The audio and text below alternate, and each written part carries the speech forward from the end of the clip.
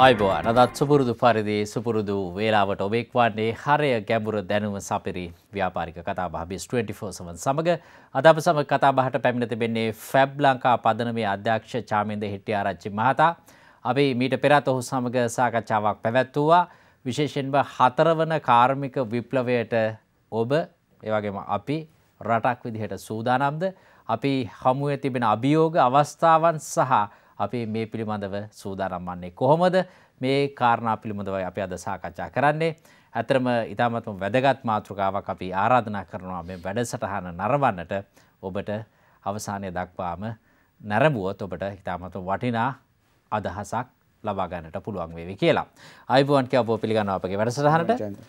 අතරම දැන් අපි මීට පෙර ඔබ සමග වැඩසටහනක් පැවැත්වුවා මේ හතරවෙනි කාර්මික විප්ලවය මොකක්ද ඒ තුලින් මොන වගේ අවස්ථාවන්ද ඇති වෙන්නේ කියන කාරණේ අපි කැමති අද අලුතෙන් මේ වැඩසටහන අලුතෙන්ම නරඹන අයගේ දැනගැනීම සඳහා මොකද්ද මේ හතරවෙනි කාර්මික විප්ලවය අපි ඒ සම්බන්ධයෙන් මොන වගේ දෙයක්ද මීට පෙර කතා කරේ කියලා ඉතාමත්ම කෙටියෙන් යම්කිසි අදහසක් ඉදිරිපත් කරන්න කියලා. බොහොම සුදුජයන්ත ඇත්තටම බොහොම සතුටුයි මට ආපහු මේ ප්‍රෝග්‍රෑම් එකට එන්න පුළුවන් වෙච්ච එක ගැන. ඇත්තටම දැන් අපි ඔබ කිව්වා වගේ මේ ඉතාම පුළුල් පරාසයකින් තියෙන දැවැන්ත විප්ලවයක්. එතකොට අපිට ඇත්තටම එක ප්‍රෝග්‍රෑමයකින් නැත්නම් මට විතරක් මේක කතා කරලා දැනුවත් කරන්න අමාරුයි. නමුත් ඒක නිසා මම විශේෂයෙන්ම ස්තුති කරනවා මට මේ අවස්ථාව හම්බෙච්ච එක ගැන. හතරවෙනි කාර්මික විප්ලවය කියලා කියන්නේ දැනට වෙමින් පවතින ඩිජිටල් රෙවොලූෂන් එකක්. එතකොට එහිදී අපි දැන් සාමාන්‍යයෙන් දකින ICT කියන තුන්වෙනි ඩිජිටල් රෙවොලූෂන් එක වෙනුවට දැනට අපි දකින්නේ මේ digital physical and biological streams වල එහෙම නැත්නම් ඒ ඩොමේන් වල වෙන එකිනෙක අතර වෙන අපි කියමුකෝ ඒ වගේ අන්තර් ඩිෆියුෂන් කියලා අපි කියන්නේ ඉංග්‍රීසියෙන්. ඒ කියන්නේ ඒ අතර දුස්සාවිතාවය ඇති වෙන එකක්. ඒට අමතරව ඒවා ඔක්කොම එකිනෙක අතර ගැටුම් සහගතව වෙනස් වීමෙන් පවතින විප්ලවය තමයි අපි කියන්නේ ෆෝර්ත් ඉන්ඩස්ට්‍රියල් රෙවොලූෂන් කියලා. ඇත්තටම දැන් මේ හතරවෙනි කාර්මික විප්ලවයත් සමග රැකියා ශාස්ත්‍රය වෙනස් වෙනවා. ඒ රැකියා ශාස්ත්‍රයට අදාළ වෙන විට අධ්‍යාපන ක්‍රමය වෙනස් වෙනවා. එතකොට අවස්ථාවන් වෙනස් වෙනවා. සමස්ත මුළු ආර්ථික සමාජ සියලු පද්ධතියම කණපිට හැරෙන තත්ත්වයක් ඇති වෙනවා. අතරම මෙන්න මේ නිසා රටක් ලෙස අපි මේ සඳහා සූදානම් විය යුතුයි. මේ සම්බන්ධයෙන් ඔබලා පසුගියදා සම්මන්ත්‍රණයක් පැවැත්වුවා. ඒ සම්මන්ත්‍රණය තුල මොනවද කතා කරේ මොනවද කරේ අපි කැමති මේ පිළිබඳව දැනගන්න. ඔව් දැන් ඇත්තටම දැන් අපි මේ පහුගිය අවුරුදු 3ක් වගේ කාලයක් තුල මේ සම්බන්ධයෙන් පරීක්ෂණ කරලා ඊට පස්සේ ව්‍යාපෘති කරගෙන යන ගමන් අපි ජනතාවට පොලිසි මේකර්ස්ලට ව්‍යාපාරික ප්‍රජාවට ගොඩක් තැන්වලදී මේ සම්බන්ධයෙන් අදහස් ප්‍රකාශ කරලා තියෙනවා. හැබැයි දැන් මේ සුමාන දෙකකට කලින් අපි ජාතික සහ අන්තර්ජාතික සෙමිනා එකක් පැවැත්වුවා. ඒකේ නම Technologies of Fourth Industrial Revolution Impact on Sri Lankan Business and Industries Global and Japanese Perspective කියන එක. ඇත්තට මේක පැවැත්වුවේ Japanese Alumni Association of Sri Lanka එකේ ලංකාවේ ජපාන ඉගෙන ගත්ත වෘත්තිකයන්ගේ සංගමයෙන්. ඒ කියන්නේ ජපානයේ දැක්මානුව ලංකාවේ ව්‍යාපාරවලට මොන වගේ අනාගත දේශීය සහ ගෝලීය වෙළඳපොළ තුළ බලපෑමක් ඇති වෙන්න පුළුවන්ද කියන කාරණේ පිළිබඳව සාකච්ඡා කරේ. ඔව් ඒක එක පැත්තයි. හැබැයි අපි කිව්වා ජැපනීස් and global. උදාහරණයකට දැන් ඉන්ඩස්ට්‍රි 4.0 කියන පටන් ගත්තේ ජර්මනියේ. එතකොට අපි ඒ ගැන කතා කරා. එතකොට තවත් මේ ගැන විශේෂ රටක් තමයි ඇමරිකාව. එතකොට ලෝකේ පුරා වෙන්නේ මොකද්ද කියන එක කතා කරලා ලංකාව මේකට ආපු ප්‍රධාන අමුත්ත තමයි ජැපනීස් එම්බසිඩර්. එතකොට මේ සම්බන්ධයෙන් විශේෂ ප්‍රවීණ දැනුමක් තියෙන මහාචාර්ය අශු මාරසිංහ කියන MP පාර්ලිමේන්තු මෙම්බර් තමයි මේන් ස්පීකර් හැටියට ආවේ. ඊට අමතරව වයිස් චාන්සලර්ස්ලා එතකොට ගොඩක් යුනිවර්සිටි ලෙක්චරර්ස්ලා ප්‍රොෆෙෂනල්ස්ලා ගවර්න්මන්ට් එකේ පොලිසි මේකර්ස්ලා එල්ලා අපි සාකච්ඡා කරේ ගොඩක් මේ අපි මේ සාකච්ඡාවේ ඇත්තටම ඩයලොග් එකක්.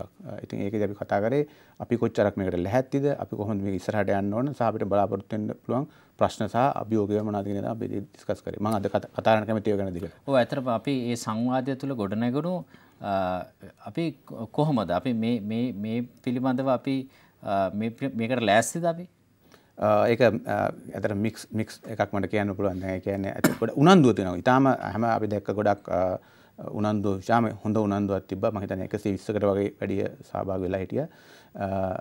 අනිත් එක ඊට අමතරව අපිට කියන්න ඕනේ දැන් මේ ෆෝර්ත් ඉන්ඩස්ට්‍රියල් රෙවොලූෂන් එකේ ටෙක්නොලොජිස් ක්‍රම තුනකට අපි මෙගා ට්‍රෙන්ඩ්ස් කියලා කැටගරි තුනකට කියන්න පුළුවන්. එකක් තමයි ඩිජිටල් මෙගා ට්‍රෙන්ඩ්ස් ඒ කියන්නේ ඉන්ටර්නෙට් ඔෆ් තින්ග්ස් අපි ඔය කියන බිට්කොයින් එහෙම නැත්නම් ක්‍රිප්ටෝකරන්සි වගේ ඒවා ඊළඟට ෆිසිකල් මෙගා ට්‍රෙන්ඩ්ස් ඒ කියන්නේ autonomous vehicles 3D printing robotics එතකොට ඒක දෙවෙනි එක තුන්වෙනි එක තමයි biological mega trends ඒ කියන්නේ 3D bioprinting එතකොට genetic editing GM food ඉතින් දැන් මේ තාක්ෂණයන් ඔක්කොම යම්කිසි මට්ටමකට ලංකාව තුළ දැනටමත් පරීක්ෂණ මට්ටමින් එහෙම නැත්නම් පයිලට් මට්ටමින් කරමින් ඉන්නවා රජයේ ආයතන විශ්වවිද්‍යාලවල සහ ප්‍රයිවට් ආයතනවල.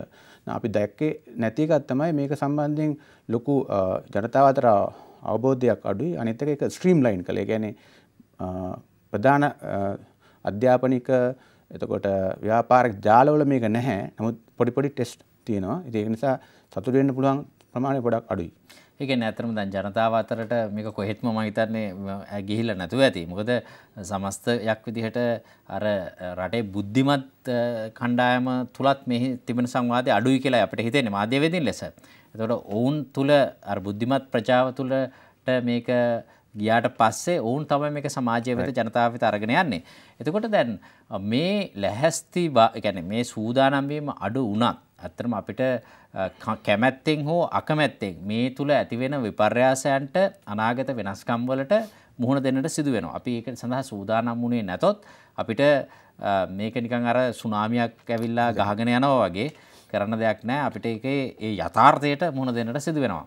හැබැයි මේ තුල ඇති වෙන්න පුළුවන් දැන් අවස්ථාවන් තිබෙනවා, අභියෝග තිබෙනවා, ඒ වගේම විවිධ කාරණා තියෙනවානේ.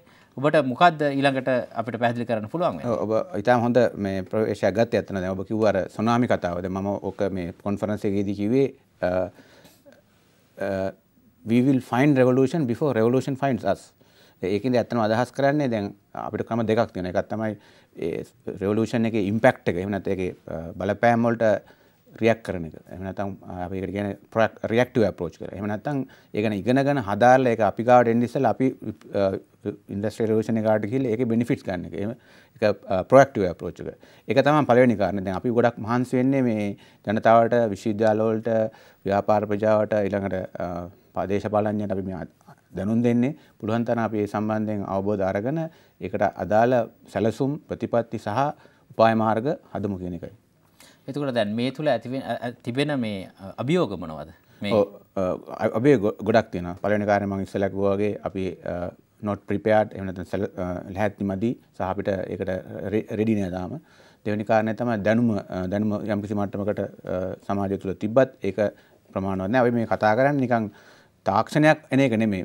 මේ තුල ලෝකේ පුරාම ඔබ කිව්වා වගේ සමාජමය ආර්ථික දේශපාලන බලපෑම් රජයට ඒක challenge එකක් වෙන්න පුළුවන්. එතකොට ජනතාවට අපි පුද්ගලයන් සහ ව්‍යාපාරවලට සහ අනිත් සමාජ තලවලට. එතකොට ඒ නිසා අපි මේක හැම පැත්තෙම අපි කියන්නේ multi stakeholder approach එක. එහෙම නැත්නම් හැමෝම එකතු වෙලා plan එකක් හදලා ඒකට මුහුණ දෙන්නේ කොහොමද, benefit ගන්න කොහොමද කියන එක අපි බොහොම ඉක්මනට සහ high level එකකින් නම් පල්ලෙහාට යනකම් කරන්න ඕන. අපි කතා කරමින් සිටින්නේ 4 වෙනි කාර්මික විප්ලවයට සමගාමීව අපි කොහොමද ඒ සඳහා සූදානම් වෙන්න ඕන අවශ්‍ය වෙන්නේ, එහි තිබෙන අභියෝග මොනවාද, ඒ අභියෝග සඳහා අපි ඉදිරිපත් කරන්න ඕන සැලසුම් මොනවාද කියන කරුණු කාරණා පිළිබඳව ඇත්තරම දැන් ඔබ සඳහන් කරපු ඒ කරුණු කාරණයක් පිළිබඳව අපි සාකච්ඡා කරමින් සිටියේ මේ බිට්කොයින් වගේ මුදල් ඒකක ලෝකයේ මොන වගේ වෙනසක් ඇති කරාවිද, ශ්‍රී ලංකාව වගේ රටකට එහි බලපෑම කොහොම ඇති වේවිද, ලෝකයේ සමහර රටවල් ඒවා ප්‍රතික්ෂේප කරනකොට සමහර රටවල් කියලා තිබෙනවා අපි සූදානම් මේවා පිළිගන්න කියලා. ඒතකොට ජාත්‍යන්තර වෙළඳාම මේ තුල ඉස්සර අනාගතයේදී වෙනස් වෙයි. අපි මොකක්ද මේ වෙනස? ඔව් දැන් ඔබ කියන සමහර ගොඩක් ප්‍රශ්න මට උත්තර නැහැ. මොකද අපි දන්නේ නැහැ මොනවා වෙනවද කියලා. නමුත් හොඳ එක්සැම්පල් එකක් ඔය ක්‍රිප්ටෝකරන්සි නැත්නම් බ්ලොක් චේන් කියලා කියන්නේ. එතකොට දැන් අපි ඇත්තම දැන් අපි දැනටමත් ලංකාවේ අපි කියමු accounting system එක ගත්තත්, economy එක calculate කරන විදිහ ගත්තත් ඒකට assumptions එහෙම නැත්නම් උපකල්ප තියෙනවා. ඒ උපකල්පන වලට challenge වීමක් වෙනවා. දැන් ඔබ කිව්වා වගේ සමහර රටවල් මේකට අර negative approach වගේ කියන්නේ නීති දාලා ඒක බ්ලොක් කරන්න හදනවා. නමුත් තාක්ෂණයේ තියෙන එක ලක්ෂණයක් තමයි දේශ සීමාවන් එතකොට ඔය නීතිගරුක භාවයක් නැහැ. ඉතින් ඒක නිසා සමහර ඒකම කියනවා සමහර රටවල් විශේෂයෙන් සමහර රටවල් නෙමෙයි නැත්නම් සමහර ප්‍රදේශ ගම් ස්ටේට් වගේ ඒවත් ඒවා allow කරලා තියෙනවා. සහ ඒක පරීක්ෂණ කරනවා කොහොමද අපි ඒක පාවිච්චි කරන්නේ කියලා. ඉතින් අපිට ඉඳ ගන්න තියෙන එක දෙයක් තමයි මේක අදාළ වෙන්නේ මේ බ්ලොක් චේන්ස් වලට විතරක් නෙමෙයි. 3D printing වෙන්න පුළුවන්, biotechnology වෙන්න පුළුවන්. මේ ඔක්කොම දියුණුව වලට දෙපැත්තක් තියෙනවා. එක්කෝ අපිට පුළුවන් මේක බ්ලොක් කරන්න නීති දාන්න නැත්නම් පුළුවන් තරම් ඒක ඩිස්කරේජ් කරන්න. හැබැයි ඒකේ ඒකට ගොඩක් වෙලාවට එන්නේ බ්ලැක් මාකට් එකක් හැදෙන්න පුළුවන්. ඒකේ වෙන ඉම්පැක්ට් එක අපිට මැනගන්න බැරි වෙන්න පුළුවන්. අන්තිම වශයෙන් අපිට ඒකේ වික්ටිම්ස්ලා වෙන්න පුළුවන්. දැන් අපි උදාහරණයකට කිව්වොත් දැන් අපේ සාමාන්‍ය ලංකාවේ ටෙලිෆෝන් කෝල් ගන්න එකට චැලෙන්ජ් එකක් වෙලා දැන්ටමත් WhatsApp and Viber වගේ අපේ ඉන්ටර්නැෂනල් IDD කෝල්ස් වලට දැන් ලංකාවේ තියෙන කම්පැනි වලට ඒකෙන් ආදායම අඩු වෙලා තියෙනවා. ඒ වගේ අපි දකිනවා නිෂ්පාදන ක්‍රියාවලියේදී ෆයිනෑන්ෂල් ට්‍රාන්සැක්ෂන් වලදී සහ ඉවන් ඇග්‍රිකල්චර් වලදීත් ඒ ප්‍රශ්නේ වෙන්න පුළුවන්. ඇත්තටම WhatsApp Viber කියන කාරණය මීට මට මතකයි මා ජනමාධ්‍යවේදියෙක් ලෙස මීට අවුරුදු 8කට 9කට කලින් පුරෝකථනය කළා දුරකථන සමාගම්වල මේ ඩේටා නෙවෙයි වොයිස්. ඒ කියන්නේ මේ කටහඬ කියන කියන්නේ දුරකථන ඇමතුම් වලට ලොකු පහරක් පිටරටවල් වල වැදිලා තියෙනවා. මේක ආසියානු කලාපයට ලංකාවට එන්න පුළුවන් කියලා. හැබැයි ඒක යථාර්ථයක් බවට දැන් පත් වෙලා තිබෙනවා. හැබැයි ඔවුන් මම හිතන්නේ විකල්ප විදිහට ඩේටා ඒ කියන්නේ කොහොමද ඩේටා තුලින් ඒ ව්‍යාපාරික කටයුතු පුළුල් කරගන්න කියන දැක්මට ඔවුන් ඉදිරි පියවරක් තබලා තිබෙනවා. එතකොට දැන් මේ හතරවෙනි කාර්මික විප්ලවයත් එක්ක මේ ඇතිවෙන්න තිබෙන මේ අභියෝග මේවාට තියෙන විසඳුම් මොනවද මේවට අපි දෙන උත්තර? ඔව් දැන් එකක් තමයි දැන් ඔබ කිව්වා වගේ දැන් මේ හතරවෙනි කාර්මික විප්ලවයේ එක දියුණුවක් තමයි එය නැවත තාක්ෂණය නැවත මිනිසුන්ගේ අතරට මේ ජනතාවගේ බලය ගැනීමේ ඩෙවලොප්මන්ට් එකක් හැටියට ඉදිරියට යන එක. එතකොට අපි ඒක අඳුනගෙන අපි බලය සමාජයට දෙන්න ඕන. උදාහරණයක් හැටියට අපි හිතමුකෝ දැන් ඔය කතාව වෙන්න පුළුවන් නිෂ්පාදනයත් දැන් අපි මෙච්චර කල් තියෙන පේටන්ට් රයිට්ස් තියෙනවා. එහෙම නැත්නම් ඒකට අයිතිකාරයෙක් ඉන්නවා, ඩිසයිනර්ට අයිතිකාරයෙක් ඉන්නවා, මැනුෆැක්චරර් වලට අයිතිකාරයෙක් ඉන්නවා.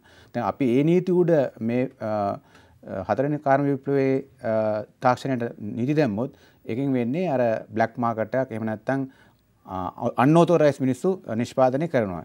ඉතින් ඒක නිසා අපිට දැන් ගොඩක් කම්පැනි තියෙනවා. දැන් Nike වගේ කම්පැනියක් කරන්නේ ඒගොල්ලන්ගේ ෂූ මැනුෆැක්චරින් වලට කස්ටමර්ස් ලවත් සම්බන්ධ කරගෙන තියෙන ඩිසයින් ස්ටේජ් එකේදී. ඒකත් තමයි ජනතාව අතරට ගිහිල්ලා ඒගොල්ලන්ගේ දැනුම නිර්මාණශීලීත්වය සහ හැකියාවන් ආයතන වලට පුළුවන් ප්‍රොඇක්ටිව්ලි ලබා ගන්න. එතකොට දැන් ලංකාව විදිහට අපිට මොන වගේ ලංකාවේ අපි දැනටමත් අපි කරගෙන ඉන්නේ කොහොමද අපේ දැන් තුන්වෙනි කාර්මික විප්ලවයෙන් සාර්ථක කම්පැනි තියෙන ලංකාවේ අපි තුමු ඒ කියන්නේ අපේ ඩිජිටල් රෙවොලූෂන් එක දැන් වර්චුස් වගේ කම්පැනි එකක්. ඒගොල්ලන් ඉතාලම හොඳ එක්සැම්පල්ස් අපිට අරන් දීලා තියෙනවා කොහොමද ලෝක මට්ටමට යන්නේ ලංකාවේ ආයතන විශේෂ ගවර්න්මන්ට් සපෝට් එකක් නැතුව සහ තමන්ගේ දක්ෂතාවයන් සහ නිර්මාණශීලීත්වයෙන් අපිට ඒගොල්ලන් ඉගෙන ගන්න පුළුවන් කොහොමද අපි මේකට මුහුණ දෙන්නේ කොහොමද අපි කස්ටමර්ස්ලා එහෙම නැත්නම් ජනතාව සම්බන්ධ කරගන්නේ කියලා. තව එකක් තමයි දැන් අපි ගොඩක් වෙලාවට කල්පනා කරන්නේ කම්පැනියක් කියන්නේ ඇසෙට් ඕන්. ඒ කියන්නේ අපි ඒක සල්ලි වලට ගන්න ඕන. ඒ කියන්නේ මොකක් හරි තාක්ෂණයක් වෙන්න පුළුවන් කැපිටල් ඉන්වෙස්ට්මන්ට් එකක් සල්ලි වලට ගන්න කියන එක තමයි සාමාන්‍ය ලංකාවේ ආයතන වැඩ කරන්නේ. ඒ කියන්නේ ගොඩනැගිලි හදලා පුටු මැෂින් අරගෙන හැමදේම හදලා ව්‍යාපාරයක් පටන් ගන්න. ගොඩක් යාළුවොත් අපි කියන්නේ ව්‍යාපාරයක් කරන්න ගියාට පස්සේ ඉස්සෙල්ලා අපි මේවා හදාගන්න ඕන කියන මතය තුල තමයි ඕන් ගොඩක් ඉන්නේ. දැන් ඒ අතර ඒ assumption එක දැන් challenge වෙලා තියෙනවා. දැන් මම ඉස්සෙල්ලා වගේ WhatsApp Viber වගේ වට ලොකු capital base එකක් නැහැ. ඒ වගේ දැන් Uber එහෙම නැත්නම් eBay වගේ ආයතන වලට ලොකු capital base එකක් නැතුව global businesses manage කරනවා. දැන් අපිට කල්පනා කරන්න පුළුවන් නම් කොහොමද අපේ අදහසක් ලෝකෙට ගෙනියන්නේ. එතකොට ඔය මම කියනා වගේ ඇසෙට් අයිති කරගන්න නෙමෙයි හැබැයි කොලැබොරේටිව් ෂෙයාරින් කියන concept එක. ඒ කියන්නේ අපිට පුළුවන් කට්ටිය එකතු වෙලා ඒ කියන්නේ රජය වෙන්න පුළුවන් ආයතන වෙන්න පුළුවන් ජනතාව වෙන්න පුළුවන් ඒගොල්ලන් එක ඉන්වෙස්ට්මන්ට් එක ෆැසිලිටි එකක් පාවිච්චි කරලා ඒක පාවිච්චි කරන ගෙවන විදිහට හදාගන්න පුළුවන් අලුත් බිස්නස් මොඩල් දිනු කරගන්න පුළුවන්. ඒ කියන්නේ අලුත් ව්‍යාපාරික ආකෘති හතරවෙනි කාර්මික විප්ලවයත් සමග අර වැස්ස වහිනකොට වතුර වැටෙනවා වගේ ඕනෑතරම් එනවා. ඒවා අපේ භාජන වලට පුරවා ගැනීමට අපි දක්ෂ වෙන්න ඕන කියන කාරණය ඔබ කියන්නේ. අනිවාර්යයෙන් දැන් ලෝකෙ ඔබ හොඳ ප්‍රශ්න නෙමෙයි අතන හොඳ අදහසක් කිව්වේ. දැන් මෙතන තව හතරවෙනි කාර්මික විප්ලවයේ එක අදහසක් තමයි ඕපන් ඩෙවලොප්මන්ට් කියන එක. දැන් අපි දැන් වෙනකොට කතා කරන්නේ ප්‍රොප්‍රයිටර් ඩෙවලොප්මන්ට්. ඒ කියන්නේ හැම තාක්ෂණයකටම අයිතිකාරයෙක් ඉන්නවා. හැබැයි ඕපන් ඩෙවලොප්මන්ට් කියන්නේ මේක බෙදා දීමෙන් ෂෙයා කර ගැනීමෙන් තමයි ඒකේ දියුණුව ඉස්සරහට යන්නේ. එතකොට ඔය ප්‍රොප්‍රයිටර් කියන එක එහෙම නැත්නම් පේටන්ට් කියන එක ඉන්ටෙලෙක්චුවල් ප්‍රොප්‍රයිටර්ස් කියන නීති ගොඩක් අහෝසි වෙලා බෙදා ගැනීමෙන් ෂෙයා කර ගැනීමෙන් එකතු වෙලා ඩෙවලොප් කර ගැනීමෙන් මම කියවා කොලැබොරේෂන්ස් වලින් තමයි දියුණුව සහ ව්‍යාපාර ඉස්සරහට යන්නේ. ඉතින් අපේ රටේ තියෙන ආයතන දැන් අර පරණ තියෙන මානසිකත්වය කියන අපිට තමයි මේක අයිති කියන මානසිකත්වයෙන් එළියට ගිහිල්ලා දැනුම සහ තමන්ගේ නිර්මාණ තමන්ගේ නිෂ්පාදන ක්‍රියාවලිය වෙන්න පුළුවන්. ඒක තමන්ගේ ඉන්ඩස්ට්‍රිය තුළ රටේ ජනතාවත් එක්ක ෂෙයා කරොත් තමයි අපිට මේකේ growth එක ඉස්සරහට බලා ගන්න පුළුවන්. අවසාන වශයෙන් ඔබට යමක් කියන්න තිබෙනවද? අපිට මෙතන කාල වේලාව බොහොම සීමිතයි. ඔව් මම දැන් නැවතත් අර මගේ සෙමිනාර් එකේදී කිව්වා වගේ මට කියන්න තියෙන්නේ විශේෂයෙන්ම ව්‍යාපාරිකයන්ට ඉහළ නිලධාරීන්ට ආණ්ඩුවේ සහ ජනතාවට අපි හතරවෙනි කාර්ය විප්ලවය අපි ගාඩ එනකන් ඉන්නේ නැතුව අපි ඒක තුළට අපි ගිහිල්ලා අපේ දක්ෂකම් අපේ නිර්මාණශීලීත්වය ඒකට කන්ට්‍රිබියුට් කරලා දායක කරලා එහි බෙනිෆිට්ස් ලබා ගමු. ඒකේ වික්ටිම් කෙනෙක් එහෙම නැත්නම් ඒකෙන් හානි වෙන කෙනෙක් වෙන්නේ නැතුව කියන එක තමයි මට කියන්නේ. ඔව් ඇත්තටම අපිට තව විනාඩි දෙකක වගේ කාලයක් තිබෙනවා. මේ හතරවෙනි කාර්මික විප්ලවය දැන් මොන කියන්නේ කොපමණ මට්ටමකට මේ කලාපයට ඇවිල්ලාද? දැන් උදාහරණයක් විදිහට අපි කියමු දැන් ආසියාව කලාපේ දැන් ගොඩක් මේ ආසියානු කලාපය තුල වර්ධනය වෙන වෙළඳපොළක් අනාගතයේදී ඔය යුරෝපයේ ඇමරිකාවේ තිබිච්ච අවස්ථාවන් මෙහෙට එනවා කියලානේ කියන්නේ. එතකොට අපේ මේ කලාපය තුල මේ හතරවෙනි කාර්මික විප්ලවය කොතරම් දුරට සිදු වෙලා තියෙනවද මේ වන විට? දැන් චීනය කියන්නේ කෙලින්ම හතරවෙනි කාර්මික විප්ලවයේ පයනියර් කෙනෙක්. චීනය ඉතාම ඉහළින් ඉන්න ආටිෆිෂල් ඉන්ටෙලිජන්ස් රොබොටික් වගේ. ඉන්දියාව සවුත් කොරියාව ගොඩක් දැන් දෙවෙනි ලෙවල් එකේ ලීඩර් කෙනෙක් හිටිය කියන්න පුළුවන්. ඉන්දියාවේ අතන නැෂනල් ලෙවල් එකේ ඩිස්කෂන්ස් තියෙනවා. එතකොට ඒ වගේ අනිත් රටවලත් අනිත් රටවල මට ගොඩක් සිංගප්පූර් රටවල ගොඩක් ඒක ප්‍රැක්ටිස් උත් කරනවා. දැන් මම කියන්නේ අපිට ඇත්තම අඩු ඔන්න ඔය නැෂනල් ලෙවල් එකේ මේ ගැන මම දැක්ක මේ විෂන් 2025 කියන ડોකියුමන්ට් එකෙත් මොකුත් මේ ගැන සඳහනක් නැහැ. ඊට පස්සේ බජට් එකට අපි ඇත්තටම ප්‍රොපෝසල් උත් දුන්නා. නමුත් ඒක මේ රිෆර් වෙලා නැහැ. හැබැයි පොඩි අදහස් ටිකක් තියෙනවා නැනෝ ටෙක්නොලොජි ICT ගැන ඉම්ප්‍රූව් වෙන්න කියලා. දැන් මම හිතන්නේ නමුත් මේිට වඩා හොඳ multi stakeholder government private sector international collaboration කියන ඒ වගේ එකතු වෙලා හදපු නැෂනල් ඒක පොලිසි එකක්ම කියන්න බෑ ඉකෝසිස්ටම් එකක් අපි ඩෙවලොප් කරගන්න ඕනේ. ඒක අපි අඩුයි. හැබැයි ඒක වෙමින් පවතිනවා අපි අවට රටවල වල.